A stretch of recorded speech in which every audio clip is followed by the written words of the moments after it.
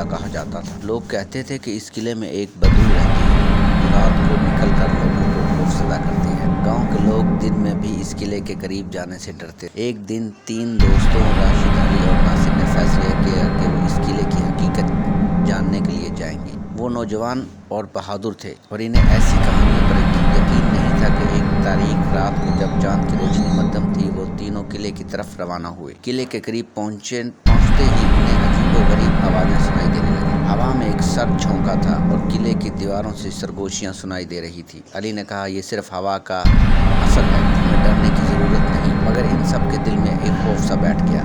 قلعے کے اندر داخل ہوتے ہی دروازے زور سے بند ہو گیا۔ راشد نے کہا، یہ کیا تھا؟ ناصر نے تسلی دے کر کہا، شاید یہ ہوا کا جھونکا تھا۔ قلعے کے اندر ہر طرف گرد جمی ہوئی تھی اور پرانی دیواروں پر خونی نشان تھے۔ اچانک راشد نے ایک کمرے کی طرف اشارہ کیا جہاں سے روشنی نکل رہی تھی۔ سب نے ہمت کر کے اس کمرے کی طرف بڑھنا شروع کیا۔ کمرے کے دروازے کے قریب پہنچتے ہی انہیں محسوس ہوا کہ کسی نے ان کے پیچھے آہستہ سے چلنے کی آوازیں دی ہیں۔ علی نے مڑ کر دیکھا مگر وہاں کوئی نہیں تھا۔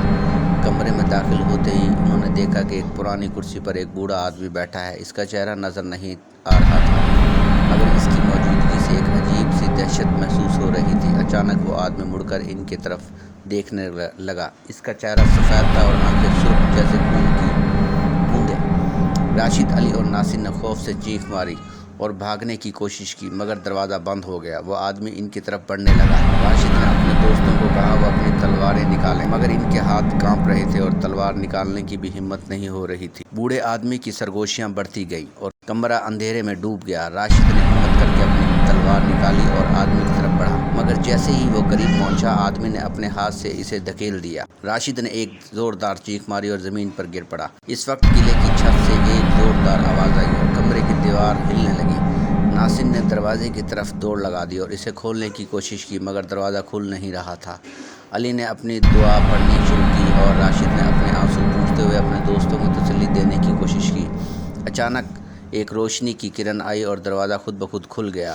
تینوں دوستوں نے فوراً قلعے سے باہر کی طرف دوڑ لگائی اور گاؤں پہنچ کر ہی دم لیا۔ انہوں نے پلٹ کر کبھی خونی قلعے کی طرف نہیں دیکھا اور نہ ہی اس رات کے بارے میں کسی کو بتایا۔